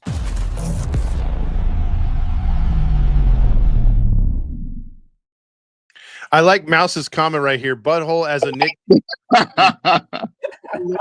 That I'm new here. It's just you're in last place. You're in the rear. You're in the rear end. Yeah. You're in the butthole. The butthole. Yep. So the butthole. Hey, by the way, welcome, Mouse. Welcome. Yes, thank you, Mouse. Yes, sir. So now we get to the pick'ems. You can write your picks in the comments if you'd like to follow us right now. The Jets go into New England, and tickets going as low as $99, 39 degrees, partly cloudy on that Thursday Prime Video game. The Patriots are 12.5-point favorites. 43.5 is your total. I'm going to just say this. If the Patriots just play their game and stay healthy, don't suffer any injuries in this one, they should walk away with this game. I think they cover that spread. All right. It was 11.5 this morning, so it went up a point. In the words of our good fan here, Team Air 20, Patriots by murder. There you go. What about you, Dom and Randy? For me, it's easy. I'm not going to say by murder because look what happened to Buffalo last week. That's a good point. So maybe by a different term. Maybe I don't know. But no matter what, give me the Patriots in this game on Thursday night. And Randy, in shocking fashion, by the final of 21-16, we're not going to cue the Island Boy. He picks the Patriots. All right. Good. Oh, okay. I'm about to say. That's still shocking that he only got him by 5. Good. I got to do my best in these picks to replicate what Randy would do. Randy's the king of that. Trying to get that eye level ready. Yeah, he tries to pull the wool over our eyes right there. But I got a question before we get into Sunday's game. What the hell do we have as a country? Not to get political, but I am. what do we have as a country against the country of Spain to say, you know what, as goodwill, we're going to send you the dolphins and commies? I mean, what the fuck? I mean, if I were Spain, I'd be like, do you hate us? Do we need to like get into a trade embargo? I mean, what's going on here? No, it's probably, it's dolphins and commies, because commies, it's a political thing in history. Yeah. And dolphins, if global warming's happening, we might lose the dolphins. Basically, America's like, take our shit, please. When I saw it this morning, I was like, this is the god awful game, and I am not waking up early to watch it. This isn't even the worst game of the week. So I mean, this is I know. It's not. I know Mateo's trying to say it's the who gives. It's not. It's not. It's a who gives a fuck honorable mention. Yes, I think all of There's definitely one worse than this. There's no way, guys. I'm waking up at 6:30. This is the international who gives a fuck game of the week. That is true. There you go. So commies 3-7, Dolphins 3-7. Tickets going as low as $106. I wouldn't pay $6 for this game. Dolphins are a 2.5-point favorite. 47.5 is your total. I'll just say it loud and clear. Give me the Dolphins. I think they'll win just because you were supposed to do the chant. Oh yeah, Miami Dolphins, Miami Dolphins, Miami Dolphins to victory. Oh my goodness gracious! You got to do the song, man. It's a tradition. I'm with you, man. Give me Miami Dolphins for the win. And an ugly. Probably they might. I don't know. They might dominate again. Who knows? Maybe they turn the tides a little bit. I don't know. We'll see. But give me Dolphins. This one's an interesting game because Marcus Mariota has not been horrible as the fill-in for the Commanders. So I think this game, international, both teams got to get on that time zone. I think it's going to be a little closer than other people expect. But give me the Miami Dolphins. Miami Dolphins. Give me the Dolphins in this game. And for the second time in a row, we have a clean sweep. Randy's going Dolphins 27-17. Nice. Washington march in and win. Who knows, man? They're going to stick their commie flag right in the middle of Spain. Now, here's one of the hardest games to pick. There's a couple of them this week. And we moved at 10 a.m. The Panthers 5-5 go into Atlanta 3-6. Divisional game. Atlanta plays better at home. The Panthers play good after a bad loss. Who knows what's going to happen? $41 is your lowest ticket. Atlanta is a 3.5-point favorite at home. My friends, am going to make this the official. Oh, the coin flip game of the week. So call it in the air. Heads for Panthers, or are we going tails for Atlanta? So I'll let Dom pick my pick. So here we go. Call it heads, tails. Let's go with heads. Okay. Wait, hold on. I need to do that over again. You didn't say who was what. I was like, wait, what? I think. Wait, who? Atlanta's the home team, so we'll do heads Carolina, tails Atlanta. All right, let's flip it again. Whatever it lands on. What do we got? Heads. He's picking the Panthers. So you're going Atlanta. I'm going the Panthers. Panthers. All right. So Todd takes on a coin flip. Carolina on the road. Matty? Yeah. Oh man. Give me the Falcons, baby. They're not gonna lose 3 in a row, and especially not at home. Give me the Falcons. This is a situation, you guys have talked about it multiple times this year, how Atlanta just plays differently at home, and they always find a way to bounce back after a bad game. But last week wasn't a bad game. They stuck it to Indianapolis rather well. Coming back from Europe, is that going to play a factor a little bit? Here's the key for Atlanta. Utilize Bijan Robinson. 3 weeks in a row, you have failed that man. If you utilize him and you do what you got to do with Drake London, go back to your superstars. They will lead you to victory. So I'm going to take the Atlanta Falcons in this game. For the first time this week, we have this. Oh, I'm an island boy. Yes, I'm an island boy. I'm just trying to be. Yes, I'm an island boy. I'm the only one that picked the team. Oh, that's embarrassing, bro. The lips, the duck lips. Oh, man. Todd is your island boy as Randy picks the Falcons 24-17. to 14. If you're the new to the show, then you're on an island if you're the one out of the 4 that picks the team. He did it. I didn't think I was gonna be first. Hey, Randy's cracking up. I didn't think I was gonna be first. Good God, Randy, we know you're not feeling well, but cheers to you, buddy. Thank you. Cheers to Randy. All the editing and everything goes to Randy. Shout out to Randy for that one. Absolutely. Trust me, as soon as the coin flip happened and I had his pick and Matty said Falcons, I'm like, here we go. I get to click it. This is fun. Let's see. Well, yeah, I know, right? I like being this interim producer to the stars. I'm not the best, but I'm going to do it. It's fun. Oh man. So let's get to the next game. This one is going to be a barn burner. And I don't mean that sarcastically right here. Buccaneers Bills. Now this one could be the one to, put the team in its own place and send the other one that wins. I don't think there's a moral loss in this one, dude, or moral victory in this one. You got rain coming in, 42 degrees. Buffalo's a 5.5 point favorite. Lowest ticket is $184. Good God, is this a tough one to pick? I'm just gonna go. I'm gonna lean towards the Bills because you guys talked about it earlier, and you said you had deficiencies with the Bills on offense. Matt said he needs more weapons. I agree on both of those that you guys said. The defense is a little suspect. You look at Tampa Bay, same thing. Defense is a little suspect. They're injury riddled on offense, no running game. If you got to put quarterback to quarterback, I'm going to go with Allen. Because you're an island boy. Let's see. No, I'm joking. No, I'm joking. You're not on the island on this one. Give me the Bills in this one, man. I'm with you. If I got to choose between Baker and Josh, give me Josh. This is a situation for the Buffalo Bills where you get embarrassed last week. You need to have a bounce back game, especially with New England playing at such a high level. There is no margin for error anymore. And I think Josh Allen knows how to take it to that next gear. He's got to rally the team and get them to that next year as well. So give me the Buffalo Bills in this ball game as well. And then Randy. second pick in a row. Oh, I'm an island boy. Yes, I'm an island boy. I'm just trying to be. Yes, I'm an island boy. I'm the only one that picked the team. A little jiggling Randy looked by Randy. He's got Randy looked like somebody from Corn. I'll tell you right now.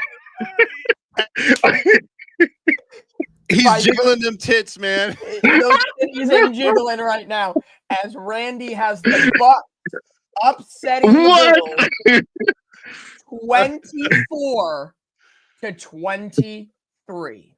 Hey, you know what I like about that video at the end, though, guys? He was jiggling them tits, but confidently. Oh my God. Yeah, these are going to be good moving forward. Oh, yeah, Lord. These are well worth it. Now that moves us to a game where, again, we got to pull out our Mills jerseys here because the Texans roll into Tennessee. Oh, this is ugly. Time. Touchdown, Titans! Titans 1-8, 0-4 at home. Cam Ward sucks. I think we can all agree on that. Tickets, people. Tickets. $17. This is the lowest. $15. Oh, I was close. Damn, you were so dumb. This is the lowest ticket price all season. 65 degrees, partly cloudy. Houston is a 6.5 point favorite. Texans, man. Davis Mills. Mr. Mills. Give me the Texans. All right. Unfortunately, we will not have the Island Boy on Damn this it! one. Because Of course not. this one is a clean sweep. Myself and Randy both double up on the Texans. Of And it's course. Randy's 24-10 final score prediction. I can see that, actually Randy. Yeah, that sounds pretty damn close. Yeah. All right, so now it moves us on to a rivalry game. Chicago Bears 6-3. You're Minnesota supposed to Vikings. say the Bears. Bears. There. 6-3. My bad, Matt. I'm dropping the ball. We have All that- traditions. We have traditions. We on have this. traditions. We do, and all that Island Boy stuff got me out of my head. So, It was those jiggling titties. it was. I'm still picturing him right now, and then Randy going, but no, the Bears 6-3, Vikings 4-5. this could be like sort of, I guess, maybe a nail in the coffin to the Vikings playoff hopes if the Bears were to beat them. But if the Vikings were to win, that gets them back in the game or in the playoff race, because we talked about it earlier. Should be 3 teams coming out that West. That limits the Central. $172 are the lowest tickets there in Minnesota. Minnesota is a favorite at home, 3.5. Total points is 48.5. I will say this, man. This is an absolute must win for the Vikings. And the Bears need this game because I feel that this is the test. If Caleb can play good and the Bears defense can play better and they win this game to essentially eliminate the Vikings, I think we got to start taking the Bears seriously. I'm going to take a shot at it, man. Give me the Bears in a road victory to actually start to ascend a bit in that Central. All right. So Bears on one hand, Matty. I'm with you, Todd. This is definitely a must-win for Minnesota.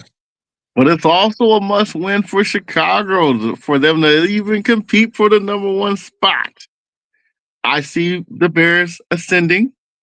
So give me the Bears to win in a close one. Okay. All right. Again, I agree. Tough matchup. Opening weekend. Monday Night Football. Minnesota went into Chicago and won 27-24. And I believe that was after the Bears had a lead. It dissipated. JJ McCarthy looked pretty good. I think the Bears will look to that game to fix their mistakes. DeAndre Swift is slated to come back in this game, so that'll add a little depth to that running game. Even though Minnesota's been good in the run, Caleb Williams like to chip it down to Swift and get some blockers. So in this one, I'm going to join you guys and take the Chicago Bears in this ballgame. Randy, on the other hand, 24-17 is his score. He thinks Minnesota's going to drop a dookie. He's going to take the Bears as well. Okay. Oh, I was waiting for them titties, man. I was waiting for it.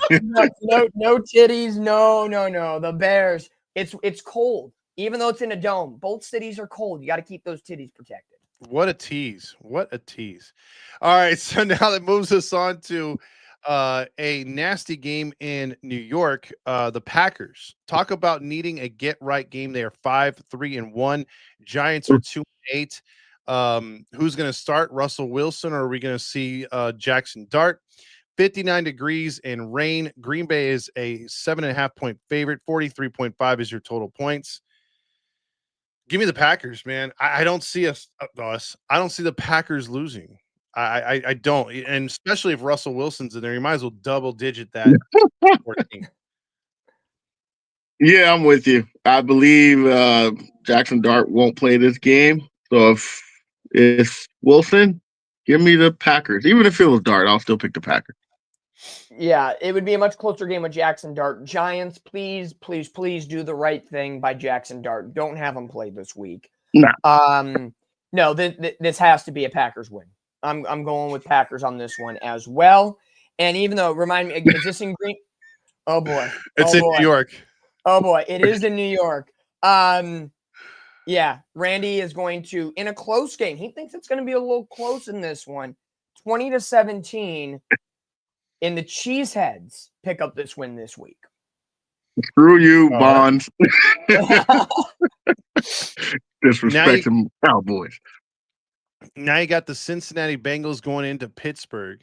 Cincinnati's 3-6. Pittsburgh's 5-4.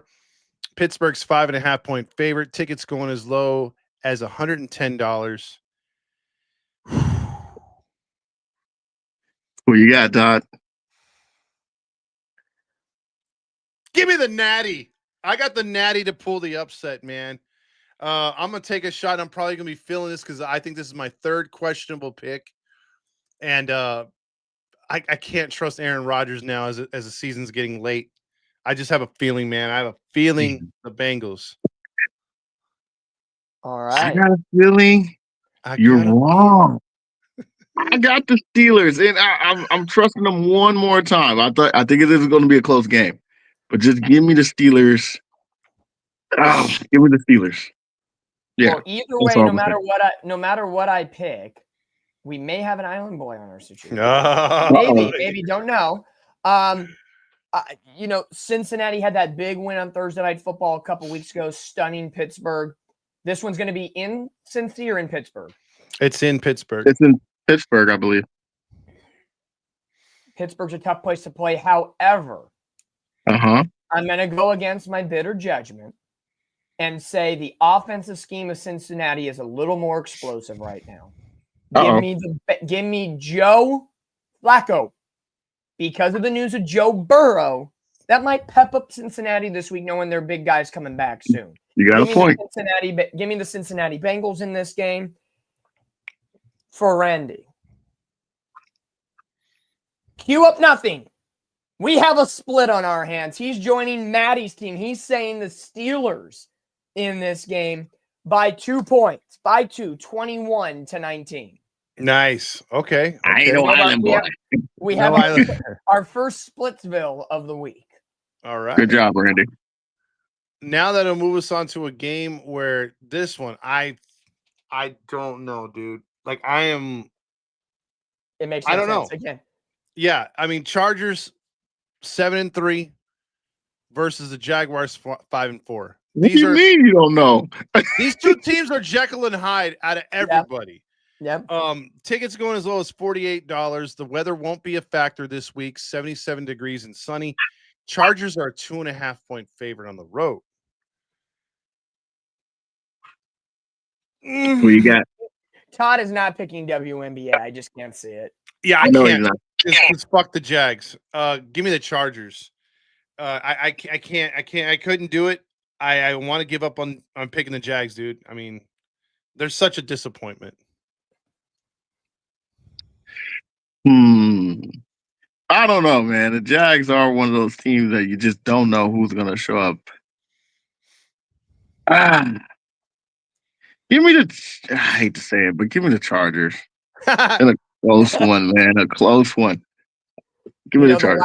I think the last time, if I'm not mistaken, I have to look back in the Chargers data history for wins and losses. The last time they were in Jacksonville was when they blew the big lead in the playoffs. Mm-hmm. And Trevor, I think that was the last time they were played in Jacksonville. But a let up like that, in my opinion, will not happen. Give me the Chargers. And last week, both of these teams had games that they were supposed to win. Chargers took advantage. Jacksonville did not. Because of that, give me the Chargers. Then Randy, if you can believe it, he believes in Trevor Lawrence. What? Screwing this game up, and the Chargers are going to win. Oh, my goodness. 27-20, San Diego Chargers. That's the second time you got me thinking that we were going to see some boobies. I did. You got me. Now that'll move us to the official game of the week. This one is going to be good. I'm going to be there. Seahawks 7-2, 4-0 on the road. They've won 11 straight road games. They go into SoFi Stadium to take on the nomadic Rams 7-2. They're 3-1 at home. $125 is the cheapest ticket. The Rams are a 3.5 point favorite. 48.5 is your total points. The Rams defense is good. No doubt about it. Seahawks defense is good. No doubt about it. And we're missing 3 or 4 starters in this game. But I like the Seahawks to put a statement on the Rams. We beat them by 10. And this whole, I think that's what killed the Niners. They could not touch Stafford, and I don't think that will be the case. We're going to rush 4 and hit his broke ass. And if we blitz him, could take his ass out. I'm just saying, I love our defense right now. So give me my biased opinion and the Seahawks. Well, we all knew who you were going to pick, Todd. No brainer. Yeah. This is probably the game of the week, easily. This is a tough one. Rams are favorite, and they're at home. But I'm with you, Todd. I got a feeling Seattle's going to pull this one off. Give me the Seahawks to win this one in a tight one. Like I told you guys earlier, I have the NFL script. I have the master plan. And I told you What's it? earlier that Seahawks needed to lose to the Rams, right? But Mhm. they have 2 games against each other head to head this week, and then Thursday night football in Seattle in week 16. Basically, for my Mhm. sanity purposes, whoever wins this week, the opposite has to win later in the season. So it's damned if you do, damned if you don't. I'm going to say high scoring affair. I'm thinking like 34-31, like very high scoring.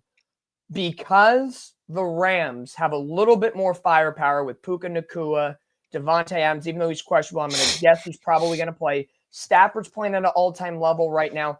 I think they have 1 or 2 weapons a tad more, and that's no disrespect to the Seahawks. If they figure out their running game this week, that is a complete game changer. This might be the first week in Jigba might get stopped because I think this defense by the Rams might actually have a plan that succeeds. So in that case, 34-31, in my opinion, the Rams in a close one. All right. Mm. What about Randy? Randy, by virtue, very similar to mine, 30-28 final score. He sees it as a high scoring game, but we're going for Splitsville number 2. He's on my team. 2 Rams versus 2 Seahawks. He's got the Rams 30-28. Damn. All right. He's got the home faithful in this one. Listen, I will say this. What will play a contribution into breaking the Seahawks win streak, and maybe if they were to lose this game, I'm going to put it on one thing. And that is those ugly-ass rivalry jerseys they're going to be wearing on Sunday. Oh, God, really? Yeah, they're going to be wearing those pieces of shit. And the Rams will be wearing, for some reason, black jerseys. Because we You all don't know like your jersey? I hate our jersey. There's going to be so much dark color on that field. I don't know how that's horrible. Dude, we're going to have green helmets and Oregon Duck-like jerseys. It looks so freaking So basically, stupid. so it's Oregon versus UCLA at this point. Yeah. Because you know how UCLA wears black in their jerseys for no apparent reason either. Yep. So, yeah, it's pretty – the NFL is stupid. Like, I get the whole, we got to incorporate some more sales. But they failed both of these teams. Absolutely.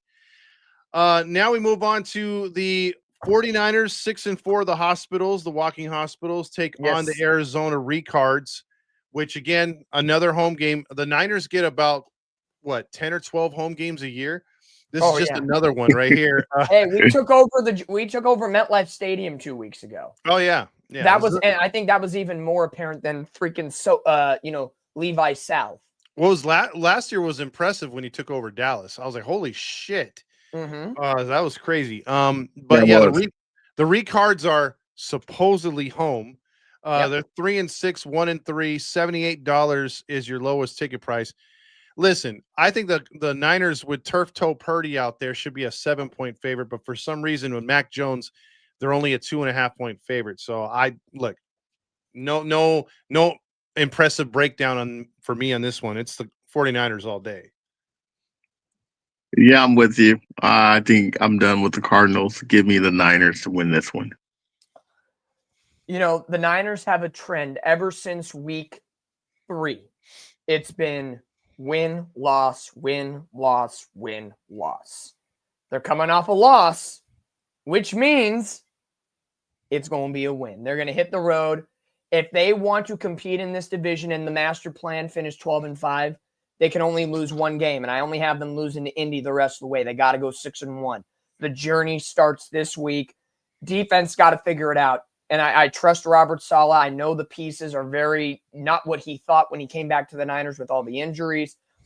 Purdy, Jones, I trust this offense no matter what. Give me the Niners in this game. And, Kyler Murray is out. Jacoby Brissett is going to start. Tanner, their tight end McBride has been very good. Marvis Harrison Jr. has been looking good.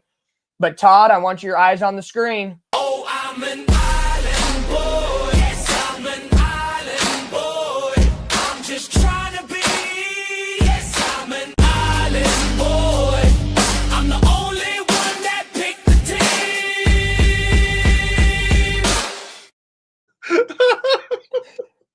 He's got the Recards, 26-23.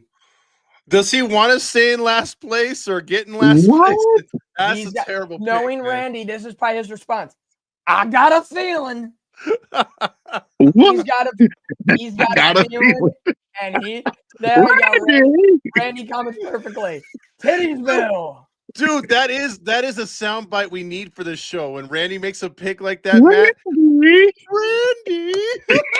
He's going Arizona Cardinals 26-23. Yikes. Wow. All right. Randy. What the heck? Yeah, so we've seen Randy's titties twice. We've seen Todd's titties once. Yes. Hey, this is a big year for the people here. We've seen Todd's ass. Now we're seeing his titties. It's been a big year. Yeah, It's been a huge year. you saw my fish lips or duck lips. I was like, all right. So next game is the team formerly known as the Browns playing the team that currently represents the Browns but doesn't play like the Browns.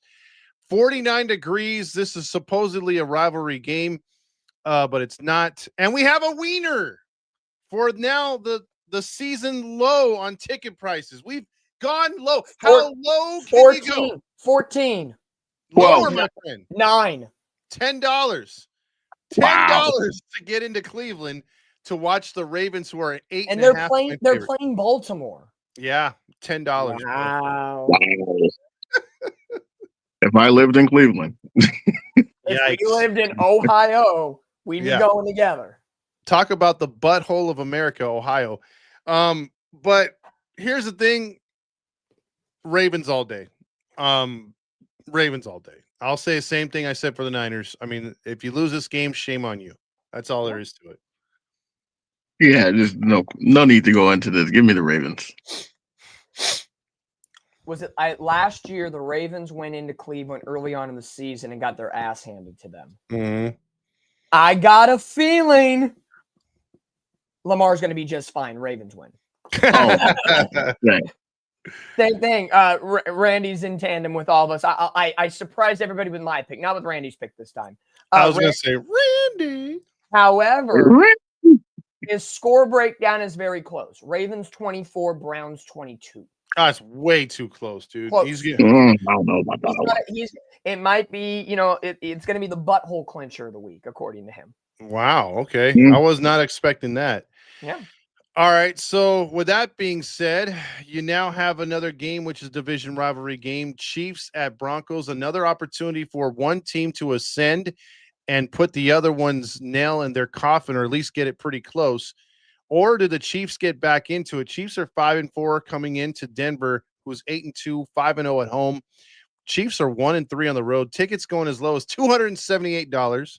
So slightly above Cleveland prices. Mm-hmm. And 65 degrees and very high up in the sky. Kansas City, my friends, is a 3.5-point favorite. Okay. So with that being said, the Broncos are playing bad, or at least average. The Chiefs have been underperforming. Give me the Chiefs. I'll have the Chiefs cover. I think they get a win. I honestly thought you was gonna pick the Broncos. I really did. Because I'm picking the Chiefs as well. I think they cover. Give me the Chiefs. Chiefs are coming off of a bye week, even though Denver has had those extra 3 days off with playing on Thursday Night Football. Something about I don't think the Chiefs fumble the bag coming out of a bye week. They're going to be prepped. They're going to be ready to go. For them, truthfully, this is a must-win game because Chargers have been winning, Broncos have been winning. They need to compete in this AFC West. Give me the Chiefs in this game as well. Randy, by his patented score of 24-12, he has chosen Kermit the Frog and the Kansas City Chiefs. Yeah. Wow. Yep. I could see that. Clean Okay. sweep. We have another clean sweep here on the Pick'ems this week. Everybody picking the Chiefs. There you go. Now that moves us to the Peacock game of the week. It's those Detroit Tigers, It's a good one. Lions, 6-3 taking on the Eagles 7-2. Both these teams have been up and down despite their records, and both teams have struggled on offense, especially the Eagles of late. However, the Lions, the kitty, the Lions played much better last week. Tickets going as low as $259 51 degrees and partly cloudy. Eagles are a 2.5-point favorite. I'm sorry, Tamir 20. I like the Lions coming into Philadelphia. And this is going to be a high-scoring game, man. I think it's going to come down to like a last-second field goal. So give me like a 38-35 type game. I like the Lions to edge one out here. I'm not a hater. Well, actually, I am. I'm picking the Lions as well, man. I have a strong feeling they're going to sneak a win and get this W. Give me the Lions, baby. Sorry, Team Red 20. Not sorry. Honestly, this one is tough because you love what you see from the Eagles defense this past week against the Packers, right? Mm-hmm. And you sit there and you say, okay, is this the real Eagles team? Then you look at the Lions, who have 3 losses on the season, not exactly what we thought they'd be, but they still have a ton of weapons. Jared Goff, Gibbs, Montgomery, Amon-Ra St. Brown. At the end of the day, Todd did the coin flip. I'm strictly picking this one. I'm going to go with you guys and say Detroit on the road sneaks one just because I think the Eagles are still trying to figure out that offense. They have the pieces. Super Bowl hangover is maybe questioning their decisions a little bit. So give me the Lions and then close game again. 27-24. Island. No Island boy. Randy has the Lions 27-24. Wow, we're all going to take a fat loss. If the I'm Eagles not gonna lie. I was this close to becoming an Island boy. I'm like, do I just give it to the Eagles for being the home team? I swear to God, if being an Island boy would have got me the win, I'd be pissed. That might be the game that fucks my three-peat. Oh, hey, man. Real quick, Dom, Coach Mateo had a question for you. He said, when does Purdy come back? It's still week to week. They're going to limit, he'll probably be limited in practice this week. They like the direction that he's going in. To me, yeah, sure. Start him this week if he's feeling good. You got, they got Carolina on Monday Night Football the following week at home. Then they go to Cleveland, then a bye week in Tennessee. Mac Jones is rolling. I would start. I would wait till after the bye week. Yeah. Just right now. But if they do play him, I wouldn't be surprised. So we'll kind of see what happens. Monopolies, whatever says Monopolies. Yeah, it says can you guys believe the level that Daniel Jones? Yeah, not at all. Yep. He's playing good. I mean, that's what a good team and good coaching gets you. But you're coming in at the end of it. We've already picked the Colts, so if you're a Colts fan, you got to tune in earlier or watch the replay. No, Colts have the bye week. Colts got a bye. Yeah, but we talked about them earlier. Oh yeah. I give and the Colts will win this week. They won't lose to the bye. Yes. Only if you're the Raiders do you lose to the bye. Speaking of Raiders. Well, speaking of this first, it's the Who Gives a Fuck game. Oh, zoom in on Matty. And hey, you're being very disrespectful, Hey, listen, all I got to say is if the shoe fits, and this one's terrible. This one, they always play in preseason. It's terrible. Now they have to match up in the regular season. And not only in the regular season, some idiot for ESPN/Disney/ABC said, hey, let's put the Cowboys taking on the Raiders on Monday Night Football. That'll get them. That'll get the ratings. No, I'd rather watch The View. Cowboys 3-5, Raiders 2-7. And guess what, folks? We have a wiener for the highest ticket this week. The lowest, highest ticket, if that makes sense, the lowest ticket in Cowboy Stadium goes for $350. $304. Oh, I was gonna say $500. Go $304. Vegas. It's America's team, baby. Of course. Oh my God. Come on now. Trust me, Troy Buck and Joe Buck and Troy Aikman are like, we have to be back in Dallas again. Yeah, they're going to be talking what favorite restaurants they'd like to go eat by the third quarter. Dallas 3.5-point favorites. This is actually in Vegas. Yeah, it's in Vegas. Yeah, so you get Yeah. to talk about the buffets, everything. Yep. Yeah, well, that's right. It's in Vegas. My bad, dude. It's not in Dallas. Yeah. So $304. That gambling. Hey, it's called. You know why the tickets are 300? What was it? $304. Yeah. It's called 2 words. House money, baby. House money. You got the America's team in Vegas? Come on now. You know everybody gonna come out to see I that. will say, all night Saturday and Sunday over the weekend, Cowboys are gonna be all over that strip in Vegas. Oh, you goddamn right. Oh yeah. They'll be getting their 1-star rating for being strippers. Being very disrespectful. You know, there's gonna be a lot of cocaine being sniffed on hookers' Hey, ass. hey, here's an idea just in case. Since we haven't seen Matty's Island Boy, maybe we need to put like those Dallas Star logos right on the. That's a nice touch. Like spinning though, spinning. God, I want Matty to be an Island Boy here, please. Well, you already know who I'm going with. Hey, why wasn't Randy's, like, not to get away from it, but didn't Randy have nipple rings, man? I mean, that's all that was missing. I mean, if you're gonna make them jiggle, you got to have us, see a little show. Give me the Cowboys and the Mattress King, Dak Prescott. I got the Cowboys beating the Raiders. There's no way I'm trusting Geno. No. I swear to God. I swear.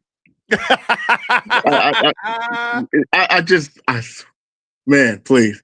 If Geno scores more than 3 touchdowns, I'm done. I'm done forever this season picking the Cowboys. I'm going to pick the Cowboys. But I promise you, Todd. I promise you, man. Come back to give it a Cowboy. Give it a Cowboys. Well, again, that one, Dallas is going to be in Vegas for this one. It's gonna. I think you got 2 subpar teams. It's going to be closer than a lot of people think. I do think Geno is going to have his struggles. No, he ain't. Geno's going to struggle. Geno will Not against us. Hey, you never know. Maybe watch. It'll be one of those games where Geno has 3 touchdowns, but also 3 interceptions. Like it's gonna be one of those. I'll give you that. It could be. In this path, Dallas offensively has more weapons. Sorry, it is what it is. Give me the Cowboys. 24-21. I can barely read my handwriting. Oh yeah, that's right. We gotta do a pick. We'll come back to we'll come back and do the points. So I'll start with Randy, and then we'll cycle back at the end. Okay, got it. So Randy has 24-21, so a grand total of 45 points for the third time tonight. Oh, I'm an island boy. Yes, I'm an island boy. I'm just trying to be. Yes, I'm an island boy. I'm the only one that picked the team. We got an island boy. Third time he's the only one making the pick, and we get to see those titties flap. Man, he picked the Raiders. The Raiders. The Raiders 24-21. Todd, what's your points for picking the Cowboys? 30-10 Cowboys. Ah, you son of He's identical. Price is right. 30-10. All right. 32 to 14. 32-14. That gives us a grand total of 46. For me, damn. I'm actually gonna lowball this one. I'm gonna say Cowboys 27, Raiders. Oh no, Todd picked 40 points. So I can't do 13. I will do 27-14. Give me 41 points. All right. You Price is Right picking self.